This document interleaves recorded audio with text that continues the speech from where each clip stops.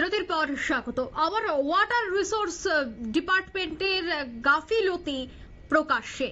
অভিযোগ যে মোহনপুর আরডি ব্লকের অধীন ঈশানপুর এবং বিদ্যাসাগর গ্রাম পঞ্চায়েতের বিভাজন করে রেখেছে আখালিয়াছড়া, আর এই ছড়ার উপর রয়েছে একটি সুইচ গেট। ঈশানপুর এবং বিদ্যাসাগর গ্রাম পঞ্চায়েতের উদাসীনতায় এই সুইচ গেটের জলাধারের নাব্যতা প্রতিনিয়ত কমে যাওয়ার ফলে আগের মতো জল সংরক্ষণ করা যায় না। এই ক্ষেত্রে ওয়াটার রিসোর্স দপ্তরের গাফিলতি ভীষণ মাত্রায় রয়েছে বলে অভিযোগ। সুইচ গেটের সাথে যুক্ত জলধারার একপাশে ওয়ালের মাটি সরে গেছে এই বন্যায়, পাশাপাশি ডান দিকের ওয়াল সংলগ্ন পাড়ের মাটি ভেঙে ডেবে গিয়েছে। সেই জায়গায় বিশাল এক গর্ত সৃষ্টি হয়েছে। জলাধার থেকে সেই গর্তের দূরত্ব বড়জোর 2 মিটার হবে। আসন্ন বর্ষায় পাড় ভেঙে সেখানে খুঁজ হয়ে যাওয়ায় কিন্তু অনেকটাই সমস্যায় রয়েছেন এলাকাবাসীরা, এবং গর্তের সঙ্গে সংযুক্ত হয়ে জলাধারের পরিধি বৃদ্ধি পাবে। ফলে জল সুইচ গেট দিয়ে প্রবাহিত না হয়ে এই ভাঙা জায়গা দিয়ে জল গড়িয়ে পড়বে সুইচ গেটের পালাতনের পরবর্তী অংশে, যার ফলে এই সুইচ গেটের জলাধারের ডান দিকের বাড়ি ঘরে জল প্রবেশ করবে এবং এই সকল পরিবারগুলি দুর্ভোগে পড়বে বলে কিন্তু এবার আশঙ্কা প্রকাশ করা হচ্ছে। কি বলছেন সংশ্লিষ্টরা, শোনাচ্ছি। কারণ এখানে মাটি মোটামুটি 5 ফুটের উপরে নিচের দিকে চেপে গেছে।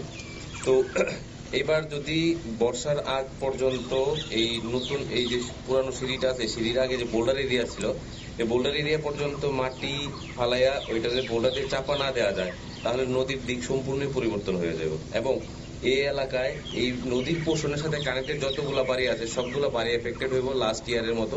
কারণ নর্মালি এখানে যখন বর্ষাতে জল উঠে তখন প্রত্যেকটা বাড়ি জলের যন্ত্রণা পায়, তা তো সাধারণ বিষয়। তো গেট খুলে দিলে কিছুক্ষণ সময়ের মধ্যে তা আবার জল নেমা যায়। কিন্তু এবার নতুন একটা সমস্যার উৎপত্তি হয়েছে যে এইবার আর জল স্লুইস গেট দিয়ে যাইতেই না, এবার জল সরাসরি আয় পড়বো আপনার স্লুইস গেটের আগে এখানে কানেক্টেড হয়ে গেছে নদীর জলের সাথে, এদিকে নর্মাল এরিয়া কানেক্টেড হয়েছে। তো নর্মাল এরিয়া কানেক্টেড হওয়ার কারণে এই পোর্শনটা ভেঙে যাবো এবং এখানে যে জলের স্লুইস গেটের ট্যাঙ্কি আছে ট্যাঙ্কির সাথে সেটা ডাইরেক্ট কানেক্ট হইব। আচ্ছা, এটা থেকে প্রতিকারের উপায়টা কি মনে করেন আপনি? প্রতিকার এখানে একটাই আছে, যে এরিয়াটা এটার সাথে কানেক্টেড হয়েছে এই এরিয়াতে যে বোল্ডার ফালানো হয়েছিল আজকে 30 বছর আগে, সেইখানে মাটি ফালায় আবার বোল্ডার দিয়ে দিব বা ব্যারিকেড দিয়ে দিব, পাকা ব্যারিকেড, তাহলে এই জায়গাটুকু বাঁচান যাবো। নয়তো এটারে এখন তো ছোট আকারে সমস্যাটা ছোট আকারে আছে,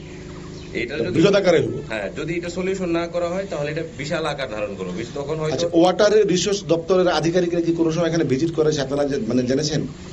না, তারা তো এখন পর্যন্ত কিছু ভিজিট করছে না এখানে। আমার মনে হয় এমন হয়তো তারা জানেই না এই বিষয়টা। এটা কি ঈশানপুর গ্রাম পঞ্চায়েতের? এটা ঈশানপুর এবং বিদ্যাসাগর গ্রাম পঞ্চায়েতের। আপনারা শুনলেন তাদের বক্তব্য। তারা গভীর সমস্যার সম্মুখীন হবে, কারণ সামনেই রয়েছে বর্ষা। তবে বর্ষার আগে যদি এই অসুবিধা যদি আরো বড় আকার ধারণ করে তবে কিন্তু অনেকটা দুর্ভোগ পোহাতে হবে। তাই খুব দ্রুত এই বিষয়টা নিয়ে এবার চিন্তা ভাবনা করা প্রয়োজন বলেই কিন্তু মনে করছেন সেখানকার স্থানীয়রা। নিয়ে নিচ্ছে ছোট্ট একটি বিজ্ঞাপন বিরতি, সঙ্গে থাকুন।